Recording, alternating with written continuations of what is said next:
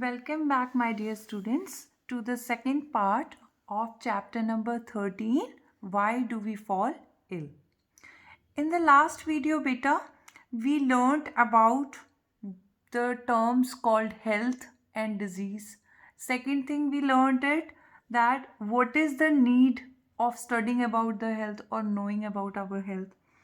तीसरी चीज़ हमें पढ़ी थी कि ऐसे क्या क्या मैटर्स हैं, क्या क्या फैक्टर्स हैं जो कि हमारी हेल्थ को अफेक्ट करते हैं. फिर उसके बाद हमने एक चीज़ पढ़ी थी that there is a difference between being healthy and being disease free. आज बेटा हम सबसे पहले कुछ क्वेश्चंस कर लेते हैं. पेज नंबर 178 पे कुछ क्वेश्चंस दिए हुए हैं. So let's see what is the first question. First question says, state any two conditions essential for good health. Health हमने क्या पढ़ा था? Health का मतलब है a total well-being of mental, social and economic personality of a person. यानी कि अगर कोई person mentally, physically, emotionally, economically sound है, ठीक है, उसको किसी टाइप की कोई प्रॉब्लम नहीं है, ठीक है, तो उसको क्या कहते हैं? हेल्दी पर्सन कहते हैं. तो हम ये कह सकते हैं that one of the requirement is complete physical fitness, यानी कि उस इंसान को किसी भी टाइप की डिजीज़ नहीं होनी चाहिए. और दूसरी टाइप की क्या रिक्वायरमेंट हो सकती है हेल्दी होने के लिए? Complete mental, social and economical wellbeing. तो ये आप पॉइंट्स इसमें लिख सकते हैं. नेक्स्ट क्वेश्चन है, state any two conditions essential for being free of disease. Again यहाँ पे पूछ रहे हैं कंडीशंस फॉर गुड हेल्थ और यहाँ पे पूछ रहे हैं कंडीशंस फॉर डिजीज़ फ्री. अब आपको पता है डिजीज़ हमने डिस्कस किया कब होती है, जब किसी भी टाइप का कोई इन्फेक्शन आपको होता है, कोई बाहर से आपको पैथोजन अटैक करता है. अब वो पैथोजन किसके थ्रू अटैक करता है? नेचुरली कुछ ना कुछ ऐसे एजेंट्स होते हैं हमारे आसपास जिसकी वजह से वो पैथोजन आपको अटैक कर रहा है. अब वो एजेंट्स क्यों होते हैं? क्योंकि आपके आसपास सफाई नहीं है, गंदगी में रह रहे हैं, आप अपनी बॉडी का ध्यान नहीं रख रहे हैं. तो हम ऐसे कह सकते हैं दैट कंडीशंस लाइक. नेक्स्ट है, आजकल हम बात कर रहे हैं कि बहुत क्राउडेड प्लेसेस में नहीं जाना है, कोविड-19 फैल रहा है ना. तो हम ये बात कर सकते हैं for being disease free conditions क्या हो सकती हैं कि आप अच्छा साफ़ सुथरा पानी पीजिए, अच्छा नरिशमेंट लीजिए ताकि आपकी इम्यूनिटी स्ट्रांग हो, ओवर क्राउडेड प्लेसेस पे नहीं जाएं, ठीक है, अपना पर्सनल हाइजीन का ध्यान रखने. उसके अलावा आप एक्सरसाइज कर सकते हैं, आप योगा कर सकते हैं, अपने आप को स्ट्रेस फ्री रखने के लिए मेडिटेशन कर सकते हैं. तो ये सारी ही कंडीशंस इंपॉर्टेंट है for being disease free. Next question ये पूछ रहा है, are the answers to the above questions necessarily the same और डिफरेंट एंड व्हाई. यानी कि वो ये पूछ रहा है गुड हेल्थ के लिए जो कंडीशंस चाहिए और डिजीज़ फ्री होने के लिए जो कंडीशंस चाहिए क्या वो सेम है? जो भी आपका आंसर है उसकी आपको जस्टिफिकेशन भी देनी है. If yes then you have to give a reason and if no then you have to give the reason. So according to the matter that we have studied इसका आंसर क्या होगा? The conditions are different. क्यों? Because healthy होना क्या है? Healthy होने में disease free होना plus mental, social and economic wellbeing आता है. ये ज़रूरी नहीं है जो इंसान डिजीज़ फ्री हो वो हेल्दी भी हो. यानी कि आप फिज़िकली फ़िट हो सकते हो लेकिन अगर आपको मेंटली कोई स्ट्रेस है, कोई परेशानी है, तो आप गुड हेल्थ स्टेट में नहीं कहलाते. ठीक है. सो इसलिए the answer to both the above questions is different. Why? Because the conditions for being in a good health and being disease free are different. Now let's move further to page number 179 and 179 में हमने क्या पढ़ा था? Infectious and non infectious causes के बारे में पढ़ा था. Let's turn now to page number 180. 180 में मैंने आपको पिछली वीडियो में बताया था कि हम इस पर्टिकुलर बॉक्स, ऑरेंज बॉक्स के बारे में डिस्कस करेंगे. ये बेटा एक बहुत ही इंटरेस्टिंग स्टोरी है. स्टोरी ये ऐसे बनी कि दो फिजिशियंस थे, ठीक है, देवर ऑस्ट्रेलियंस, ऑस्ट्रेलिया के थे रहने वाले, ठीक है. उनकी डिस्कवरी की स्टोरी है. क्या हुआ? पेप्टिक अल्सर्स यानी कि पेट में जो अल्सर हो जाते हैं, ठीक है, पहले लोगों को लगता था कि अनफिट खाना, तेल का भुना हुआ खाना, तेज मसालेदार खाना या अनटाइमली खाना खाना, यानी कि बहुत देर से आप अगर डिनर कर रहे हो, इन सब चीज़ों के लिए अनहेल्दी हैबिट्स की वजह से पेप्टिक अल्सर्स होते हैं. बट इन दो ऑस्ट्रेलियन साइंटिस्ट ने एक्चुअली क्या किया, इन्होंने उस पेप्टिक अल्सर्स वाली जगह को स्टडी किया, उसको अपने माइक्रोस्कोप के अंदर देखा और इन्होंने देखा कि वहाँ पे बहुत छोटे छोटे स्मॉल कर्व्ड बैक्टीरिया प्रेजेंट है और इन बैक्टीरिया का नाम क्या था, हेलिकोबैक्टर पायरोली. ठीक है, और ये जो स्मॉल बैक्टीरिया हैं present, these are actually responsible for peptic ulcers. ठीक है, and bleeding in the stomach. अब उन्होंने ये एक चीज़ और नोटिस की दैट, लेट्स सी क्या कह रहे हैं ये, एक बार और हम पढ़ लेते हैं कि कुछ ऐसी पर्टिकुलर एंटीबायोटिक थी जो इसके लिए इफेक्टिव थी, यानी कि अगर वो एंटीबायोटिक हम यूज़ करें तो हेलिकोबैक्टर पायरोली का जो ग्रोथ है, प्रोलिफरेशन है, रुक जा रहा है और उसकी वजह से जो पेप्टिक अल्सर है वो क्योर हो जा रहा है. So let's read it now. For many years everybody used to think that peptic ulcers, which cause acidity related pain and bleeding in the stomach and duodenum, were because of lifestyle reasons. यानी कि बहुत सालों तक ऐसा लगता था कि जो पेप्टिक अल्सर्स हैं और उनसे रिलेटेड जो पेन होती है और ब्लीडिंग होती है स्टमक में और ड्यूडेनम में, ड्यूडेनम इज व्हाट, ड्यूडेनम क्या है बेटा, ड्यूडेनम कहते हैं इंटेस्टाइन जहाँ शुरू होती है, यानी कि जहाँ आपका स्टमक एंड हुआ और इंटेस्टाइन वाला पार्ट शुरू हुआ, तो वो शुरुआती पार्ट को ड्यूडेनम कहते हैं. तो इसमें जो ब्लीडिंग होती थी ये क्यों होती थी, because of the lifestyle reasons.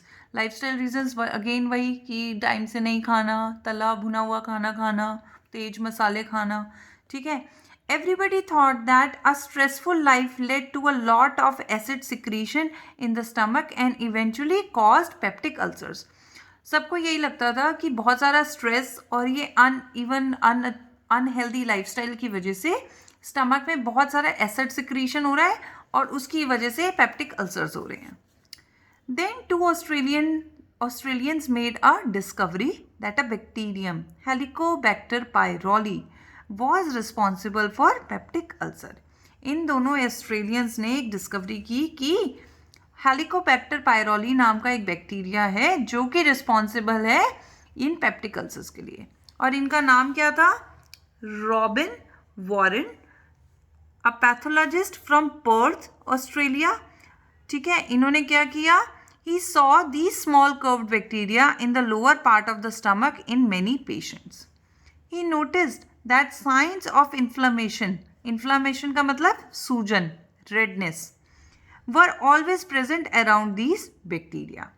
Second नाम क्या है, जो सेकेंड साइंटिस्ट थे, Barry martial.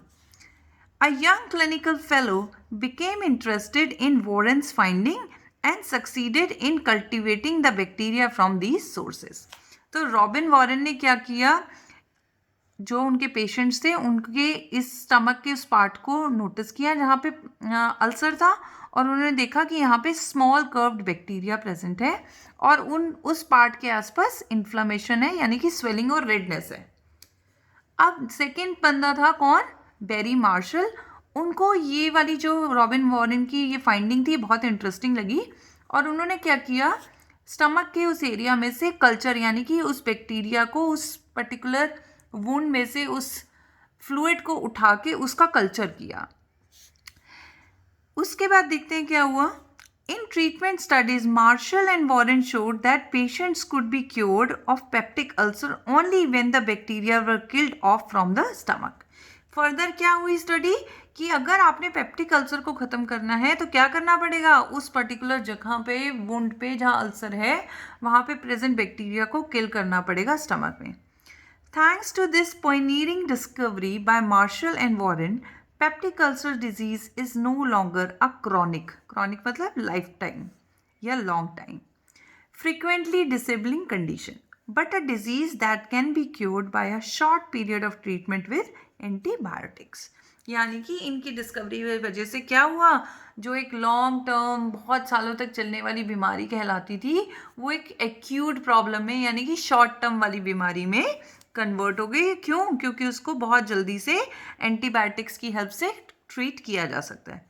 For this achievement martial and Warren received the Nobel Prize for Physiology and Medicine in 2005.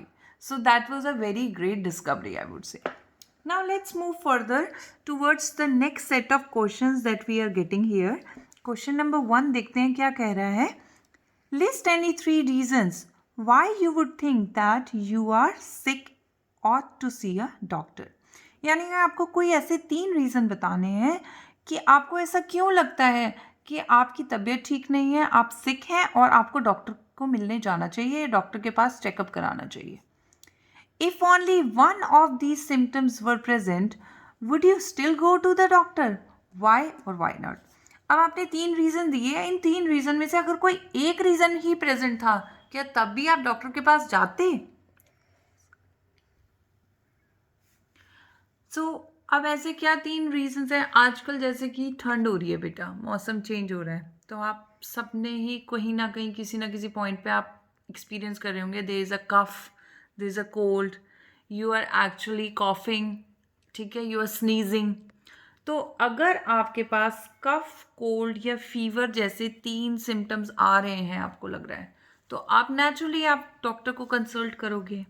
Second question है, क्या अगर सिर्फ कफ या सिर्फ कोल्ड या सिर्फ फीवर कोई एक चीज़ प्रेजेंट होगी, क्या आप तब भी डॉक्टर के पास जाएंगे? Yes, you should go to a doctor अगर एक भी इनमें से सिम्टम प्रेजेंट है. क्यों? क्योंकि अभी तो वो एक सिम्टम प्रेजेंट है, लेकिन अगर आप उसको अनट्रीटेड छोड़ देंगे, उसका इलाज नहीं कराएंगे, तो that will trigger what? It will trigger more symptoms, और जो कि ओवरऑल आपकी बॉडी की फंक्शनिंग के लिए अच्छा नहीं होगा. Let's see the next question. In which of the following case do you think the long-term effects on your health are likely to be most unpleasant? हमने अभी पिछली वाली वीडियो में ही पढ़ा था क्या कि जो क्रॉनिक प्रॉब्लम्स होती हैं, क्रॉनिक डिजीजेस होती हैं, वो लॉन्ग टर्म होती हैं, यानी कि उनको बहुत सारा टाइम मिलता है आपकी बॉडी में टाइम स्पेंड करने के लिए और आपकी ओवरऑल हेल्थ को इफ़ेक्ट करने के लिए. लेकिन जो शॉर्ट टर्म प्रॉब्लम्स होती हैं जिनको ट्रीट किया जा सकता है जल्दी से, उनको इतना टाइम नहीं मिलता कि वो आपकी बॉडी की ओवरऑल हेल्थ को ख़राब कर सकें. तो लेट्स सी कि हम इसमें से कौन सी डिजीज़ सोच सकते हैं लॉन्ग टर्म में. First is if you get a jaundice. Next is if you get lice. Lice का मतलब अगर आपके सिर में जूं पड़ जाती है, ठीक है, it's very funny. If you gate acne. Acne का मतलब पिंपल्स निकल आते हैं, ठीक है.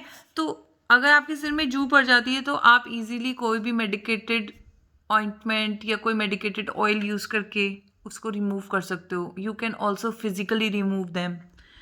नेक्स्ट है इफ़ यू गेट एक्ने. अगर पिंपल निकल आते हैं तो ठीक है, पिंपल निकला फेस पे कहीं पे और आपने कुछ क्रीम व्रीम लगाई, कुछ ट्रीटमेंट उसको दिया और वो ठीक हो गए. अब अगर जॉन्डिस हो जाता है, जॉन्डिस बेटा क्या है? Jaundice is actually it is a severe disease. और इसमें क्या होता है, इसमें जो बाइल पिगमेंट्स होते हैं, ठीक है, वो बाइल पिगमेंट्स क्या है? इट इज़ बाइल क्या है? सिक्रीशन ऑफ लिवर, ठीक है. तो ये जो पिगमेंट्स हैं ये आपकी बॉडी में जगह जगह डिपॉजिट हो जाते हैं और उसकी वजह से बाकी जो ऑर्गन्स हैं उसको भी ये डैमेज करते हैं.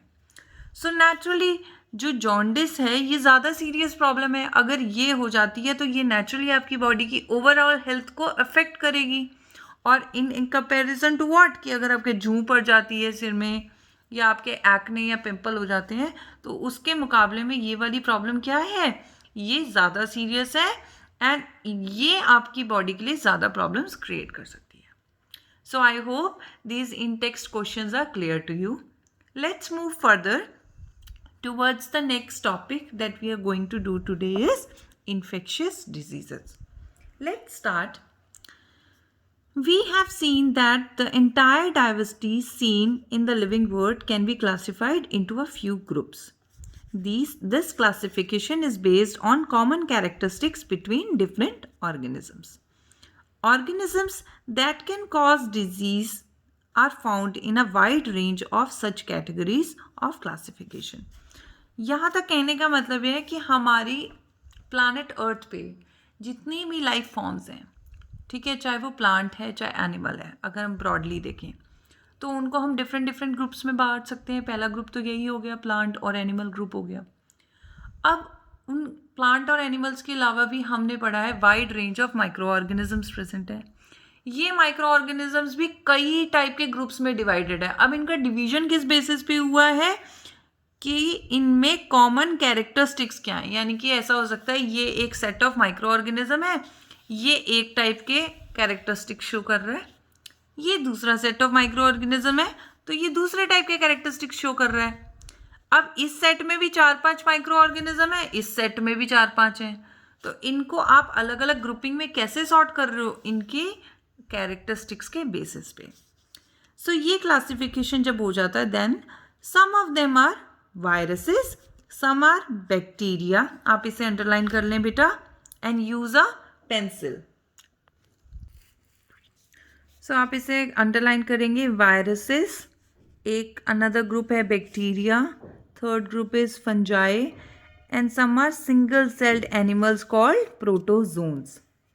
सो ये 4 मेजर ग्रुप्स आपके यहाँ पे दिखाए हैं. Some diseases are also caused by multi cellular organism such as worms of different kinds. और इनको क्या कहते हैं, इनके लिए एक वर्ड यूज होता है बेटा, हेलमिंथ. इनके ग्रुप को क्या कहते हैं, हेलमिंथ. ठीक है, वॉर्म्स को हेलमिंथ ग्रुप में डाला जाता है.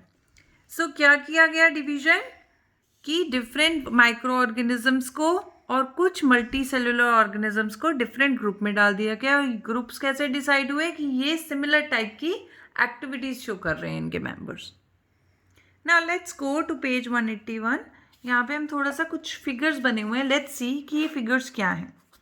Let's come to figure number 13.1a. Picture of SARS viruses coming out of the surface of an infected cell. The white scale line represents 500 nanometers, which is half a micrometer, which is 1,000th of a millimeter. The scale line gives us an idea of how small the things we are looking at are. यानी कि ये जो आपको white colour के beads type के beads यानी कि मोती जैसे स्ट्रक्चर दिख रहे हैं, ये एक्चुअली क्या है, ये सार्स है. सार्स क्या है, जैसे आजकल कोविड-19 चल रहा है ना बेटा, अराउंड द ईयर 2001, 2002 या 2003 की मैं बात करूं तो उस टाइम पे एक बहुत सीवियर रेस्पिरेटरी सिंड्रोम यानी कि सांस लेने में परेशानी शुरू हुई थी, जिसको स्वाइन फ्लू कहा गया था. स्वाइन का मतलब है पिग्स, सुअर. तो ये बेसिकली सुअर के थ्रू फैला था, सुअर के मीट के थ्रू, पिग्स के मीट के थ्रू या पोल्ट्री के थ्रू, ऐसे करके ये लोगों में फैलना शुरू हुआ था. ठीक है, तो जैसे आजकल कोरोना वायरस चल रहा है ना, जो कि कोविड-19 बीमारी कॉज कर रहा है, उस टाइम पे ये सार्स वायरस था जो कि स्वाइन फ्लू नाम की बीमारी को कॉज कर रहा था. और ये उसका स्ट्रक्चर दिखाया है. और यहाँ पे ये जो इतनी सारी इन्होंने दी हुई है ना, नैनोमीटर, माइक्रोमीटर, ये एक्चुअली क्या है, ये 500 नैनोमीटर एक स्केल दिखाया हुआ है इन्होंने. ये बताना चाह रहे हैं कि हम एक्चुअली अगर हम नॉर्मल ज़िंदगी के साथ कंपेयर करें तो इसका जो साइज़ है, देखो बेटा, वो कितना ज़्यादा छोटा है. नेक्स्ट चीज़ क्या है, let's come to figure B. Picture of staphylococci, the bacteria which can cause acne, pimples. The scale of the image is indicated by the line at the top left, which is 5 micrometers long. Cocci का मतलब है, कोकस का मतलब होता है गोलाई में, जो चीज़ स्पेरिकल हो, गोल हो. ठीक है, तो ये देखो, ये बैक्टीरिया का स्ट्रक्चर कैसा है, गोल है ना बेटा. तो इस बैक्टीरिया का नाम है स्टेफाइलो और इसके स्ट्रक्चर की वजह से इसके आगे कोकाई लगाया है, तो इसका नाम क्या है, स्टेफाइलो कोकाई. और ये कौन सा बैक्टीरिया है जो कि पिंपल्स, एक्ने, स्किन पे कॉज करता है. नेक्स्ट है figure C. Picture of trypanosoma, the protozoan organism responsible for sleeping sickness. The organism is lying next to a saucer-shaped red blood cell to give an idea of the scale. यहाँ पे ये एक warm है, हमने यहाँ पढ़ा कि हेलमिंथ्स worms की मल्टी सेलुलर ऑर्गेनिज्म की वजह से भी बहुत सारी हमारी इन्फेक्शियस डिजीजेस होती हैं. उसमें से ही एक ऑर्गेनिज्म है ट्रिपैनोसोमा. ट्रिपैनोसोमा का ये ट्रिपैनोसोमा है और ये किस बीमारी के लिए रिस्पॉन्सिबल है? ट्रिपैनोसोमा क्या है? प्रोटोजोन ग्रुप का है और ये कौन सी बीमारी कॉज करता है? Sleeping sickness. ठीक है, तो ये इसमें इसका साइज कंपैरिजन किससे कर रहे हैं? रेड ब्लड सेल से. नेक्स्ट है figure 13.1D. Picture of Leishmania, the protozoan organism that causes काला अजार डिजीज. अब ये ग्रुप नेम क्या है? लीशमेनिया. कौन से ग्रुप में है? प्रोटोजोन ग्रुप में है. और कौन सी बीमारी कॉज कर रहा है? Kala Azar. The organisms are oval shaped and each has one long whip like structure. Whip का मतलब क्या होता है? जैसे विपिंग क्रीम होती है, जैसे केक बनाने के लिए विपिंग क्रीम यूज़ करते हो तो उसको विप करते हो ना आप किस चीज़ से? वो एक आई नो मुझे उसका नाम विप ही पता है, बट उसको एक स्प्रिंग टाइप का बना होता है, उससे आप विप करते हो. तो इसका भी स्ट्रक्चर कुछ उसी टाइप का विपिंग होता है. One organism arrow is dividing while a cell of immune system lower at right has gripped on the two whips of the dividing organism and is sending cell processes up to eat up the organisms. The immune cell is about 10 micrometers in diameter. अब यहाँ पे इस figure में क्या हो रहा है actually कि ये लीशमेनिया है और ये जो है आपकी बॉडी का इम्यून सेल है. इम्यून सेल का मतलब ऐसे सेल्स जो आपकी बॉडी में तब सिक्रीट होते हैं जब आपकी बॉडी में किसी भी टाइप का इन्फेक्शन इन्वेड कर जाता है, आ जाता है. अब ये क्या कर रहा है? ये इसको एक्चुअली अटैच करके और इसकी तरफ कुछ सिक्रीशंस भेज रहा है ताकि वो इसको एनगल्फ कर जाए और ख़त्म कर सके. ठीक है, let's come to next figure E. Picture of an adult roundworm, Ascaris lumbricoides. ठीक है. From the small intestine, the rulers next to it shows 4 centimeters to give us an idea of the scale. यानी कि आप ये देख रहे हो, ये एक वॉर्म है अगेन. ठीक है, it is a helminth multicellular organism है जो ज़्यादातर आपकी बॉडी में कहते हैं ना पेट में कीड़े हो गए हैं. वो कीड़े कौन से होते हैं? वो यही वाले वॉर्म्स होते हैं, राउंड वॉर्म्स कहते हैं इन्हें. ठीक है, और इनका साइज़ बहुत लंबा हो सकता है और यहाँ पे आप एक स्केल में देख रहे हो कि इसका साइज़ अप टू 4 सेंटीमीटर्स आपको दिख रहा है. तो अगर आपके पास कोई स्केल है तो आप उसके ऊपर देख सकते हो बेटा कि 4 सेंटीमीटर्स लगभग इतना लंबा वॉर्म आपकी बॉडी के अंदर है. ठीक है, so let's turn to next page, page number 182, and let's study about these different groups of microorganisms that causes different kinds of diseases. Let's read it now. Common examples of disease caused by viruses are virus. कौन कौन सी common आमतौर पे diseases हैं? पहले तो हम कोविड-19 ही कर लें क्योंकि वो भी वायरल डिजीज़ है. ठीक है, तो आप पहले आप अपनी बुक में लिख भी सकते हो कोविड-19. ठीक है, और ये कौन से कोरोना वायरस की वजह से हो रही है. ठीक है, नेक्स्ट है डिजीज़ कॉमन कोल्ड. जो आज आपको नॉर्मल कोल्ड लग जाता है वो भी क्या है? वायरल होता है, जिसको आप वायरल भी कहते हो. वायरल फीवर हो गया, वायरल हो गया. Next is influenza. ठीक है, फ्लू जिसे आप कहते हो नॉर्मल भाषा में. ठीक है, तो वो एक्चुअली क्या होता है? इन्फ्लुएंजा इन्फेक्शन होता है. Next is dengue fever. आजकल बहुत कॉमन है because of the proliferating mosquitoes activity and change in the environment. ठीक है, तो उसकी वजह से कौन सा फीवर होता है? डेंगू फीवर होता है. बट एक्चुअली वो मस्कीटो बाइट से क्यों होता है? क्योंकि मस्कीटोज के अंदर डेंगू वायरस होता है जो कि डेंगू फीवर कॉज करता है. And AIDS. ठीक है, AIDS also is caused by HIV virus. ठीक है, next is diseases like typhoid fever, cholera, tuberculosis and anthrax are caused by bacteria. Next type of disease क्या है? Typhoid, cholera, tuberculosis. ठीक है, और एंथ्रेक्स किसकी वजह से होता है? बैक्टीरियल इन्फेक्शंस की वजह से. Let's read further.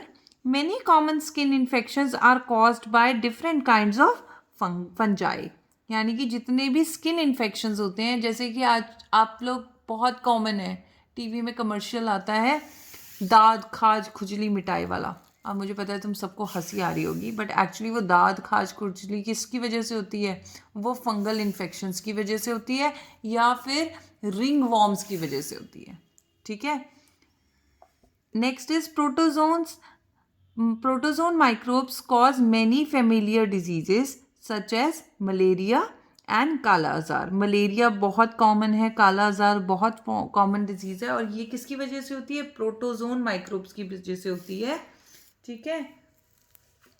Next is all of us have also come across intestinal worm infections as well as diseases like elephantiasis caused by different species of worms. ठीक है. अब हमने स्किन इन्फेक्शंस और intestinal infections के बारे में तो पता कर लिया कि पेट में कीड़े होने वाले वॉर्म्स कौन से होते हैं. ठीक है. नया वर्ड आया बेटा, एलिफेंटासिस. एलिफेंट का नाम आ रहा है. एलिफेंट क्या होता है? एलिफेंट एक बहुत जाइंट स्ट्रक्चर एनिमल है, उसकी मोटी मोटी टांगे होती हैं. तो इस डिजीज़ का नाम एलिफेंटासिस इसलिए दिया गया है क्योंकि क्या होता है इस डिजीज़ में, लोअर लिम्ब जो होता है यानी कि टांगे, एक या दोनों, उसमें बहुत ज़्यादा स्वेलिंग हो जाती है, और वो स्वेलिंग इतनी ज़्यादा होती है कि आपकी पूरी लेग जो है वो स्वेल होके एक एलिफेंट जैसी स्ट्रक्चर दिखा देता है कि इतना जाइंट हो जाता है, और वो फिर कभी भी नहीं जाती है. It is actually a chronic disease. ठीक है. सो इस वजह से इसका नाम एलिफेंटासिस दिया गया, और ये भी क्या होती है? एक टाइप के वॉर्म इन्फेक्शन की वजह से होती है. Next is why is it important that we think of these categories of infections agent? अब आपके दिमाग में ये क्वेश्चन आना चाहिए कि हम इन कैटेगरीज के बारे में पढ़ क्यों रहे हैं. The answer is that these categories are important factors in deciding what kind of treatment to use. अगर हमें कैटेगरीज ही नहीं पता होंगी तो हम यही नहीं डिसाइड कर सकते हैं कि किस बीमारी के लिए किस टाइप का ट्रीटमेंट हम यूज़ कर सकते हैं. Members of each one of these groups, viruses, bacteria and so on, have many biological characteristics in common. हमने मान लिया कि सारे माइक्रोब्स डिफरेंट कैटेगरीज के हैं. अब किसी एक पर्टिकुलर लेवल पे हम ये भी जान सकते हैं कि दीज ग्रुप्स हैव मेनी कुछ ऐसे बायोलॉजिकल कैरेक्टरिस्टिक्स हैं जो कॉमन है. जैसे कि all viruses for example live inside host cells whereas bacteria very rarely do. ज़्यादातर वायरसेस में क्या कॉमन फैक्टर है कि वो सारे के सारे होस्ट सेल यानी कि किसी ना किसी ऑर्गेनिज्म के अंदर रहते हैं. ठीक है. whereas बैक्टीरिया ऐसा नहीं करते. Viruses, bacteria and fungi multiply very quickly. अब तीनों टाइप के डिफरेंट ग्रुप्स में कॉमन फैक्टर क्या है कि तीनों ही बहुत जल्दी से अपने आप का डिवीजन, अपना रिप्रोडक्शन करते हैं. while worms multiply very slowly in comparison. लेकिन अगर इनके अलावा हम चौथी कैटेगरी देखें, क्या है? worms हमने पढ़े हैं कि worms से भी डिजीजेस होती हैं, इन्फेक्शंस होते हैं. तो ये क्या है? ये जल्दी जल्दी मल्टीप्लिकेशन नहीं कर पाते. किसके कंपैरिजन में? वायरसेस, बैक्टीरिया एंड फंजाई के कंपैरिजन में. Taxonomically, all bacteria are closely related to each other than to viruses and vice versa. अब अगर फर्दर हम बाइफर्केशन करें तो ये है बेटा कि जितने भी डिफरेंट टाइप के वायरसेस हैं, जितने भी डिफरेंट टाइप के बैक्टीरियाज हैं, जितने भी डिफरेंट टाइप के प्रोटोजोन्स हैं, एक्सेट्रा एक्सेट्रा, ये डिफरेंट मेंबर्स जो हैं एक ही ग्रुप के, इनके जो कॉमन कैरेक्टरिस्टिक्स हैं उसकी वजह से इनको ग्रुपिंग दी गई है. This means that many important life processes are similar in the bacteria group but are not shared with the virus group. Bacteria group के जो डिफरेंट मेंबर्स हैं उनके तो आपस में बायोलॉजिकल कैरेक्टरिस्टिक्स मैच करेंगे, लेकिन उनके बायोलॉजिकल कैरेक्टरिस्टिक्स वायरस ग्रुप के मेंबर्स के साथ मैच नहीं करेंगे. As a result, drugs that block one of these life processes in one member of the group is likely to be effective against many other members of the group. यानी कि अगर हम bacteria के group की बात करें, ठीक है, तो बैक्टीरिया में क्या हो रहा है? इसके जितने भी मेंबर्स हैं, अगर कोई एक ऐसा ड्रग है, एक ऐसी मेडिसिन है जो ये फर्स्ट मेंबर को इफेक्ट कर रही है, तो वो नेचुरल सी बात है वो सेकेंड और थर्ड मेंबर को भी इफेक्ट करेगी। क्यों? क्योंकि इनके बायोलॉजिकल फंक्शंस क्या हैं, प्रोसेसेस क्या हैं, सिमिलर हैं। नाउ नेक्स्ट इज,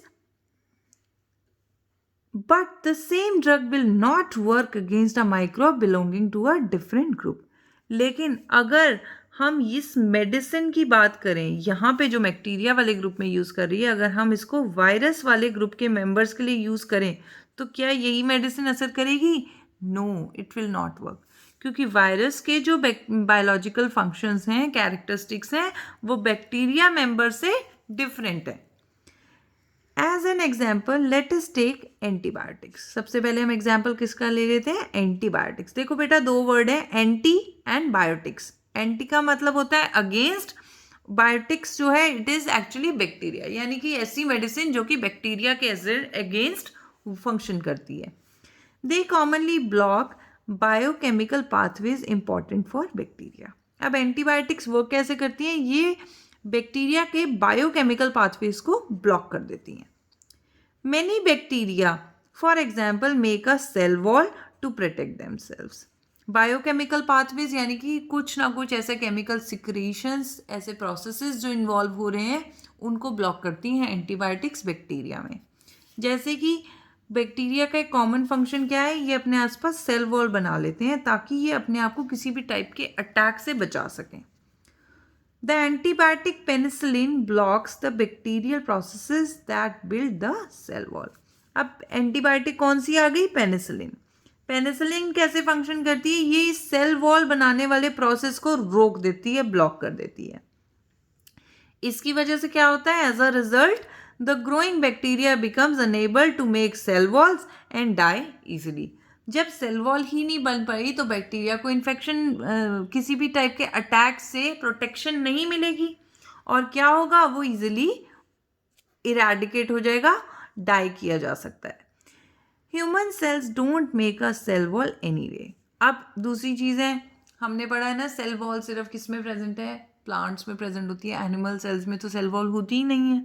ठीक है, तो अब इस केस में क्या हो रहा है? ह्यूमन सेल्स में तो नेचुरली सेल वॉल नहीं होगी, और बैक्टीरिया की जो सेल वॉल है उसके प्रोसेस को उसने ब्लॉक कर दिया है पेनिसिलिन ने। ठीक है, तो naturally penicillin can not have such an effect for us, क्योंकि हमें सेल वॉल बनती ही नहीं है, तो पेनिसिलिन हमारे उस प्रोसेस को ब्लॉक कर ही नहीं सकती, जो एग्जिस्ट ही नहीं करता। बट बैक्टीरिया के केस में क्योंकि वो सेल वॉल बना के अपने आप को प्रोटेक्ट करने की कोशिश करता है, पेनिसिलिन उसको ब्लॉक कर देती है। Thus, penicillin will have this effect on any bacteria that use such processes for making cell walls. यानी कि अब ये ज़रूरी नहीं है कि ये एक ही टाइप का बैक्टीरिया है जो कि अपने आसपास सेल वॉल क्रिएट कर रहा है।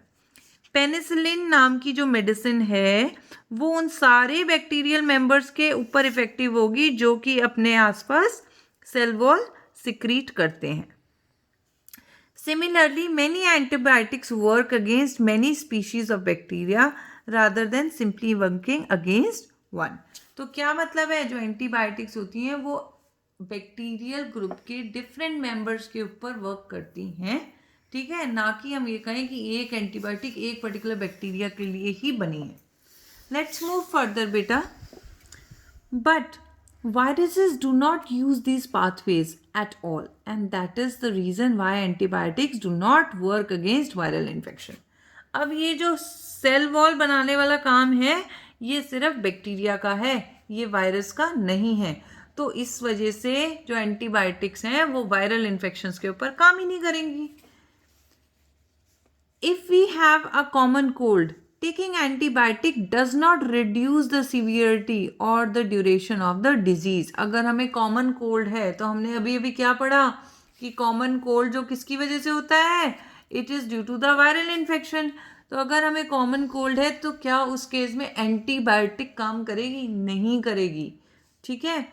However, if we also get a bacterial infection along with the viral cold, taking antibiotics will help. Even then the antibiotic will work only against the bacterial part of the infection but not the viral infection.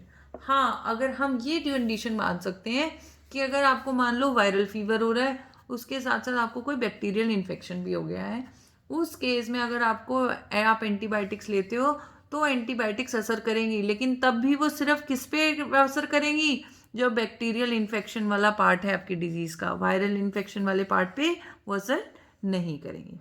So I hope you got a good understanding till now. Please, it's my humble request, beta, prepare your query notebook, come to school to discuss the chapter more in details, ताकि आपकी कुछ भी queries हो हम वो clear कर सकें. In the next video we will move further. Till now please read along your books. ये वीडियो जब आप देखोगे तो प्लीज़ अपनी बुक्स खोल के आराम से बैठना, और वीडियो देखने के बाद भी अपनी बुक्स को प्रॉपरली रीड करना, ताकि आपको ये वीडियो अच्छे से समझ आ सके. Thank you. टेक केयर बेटा.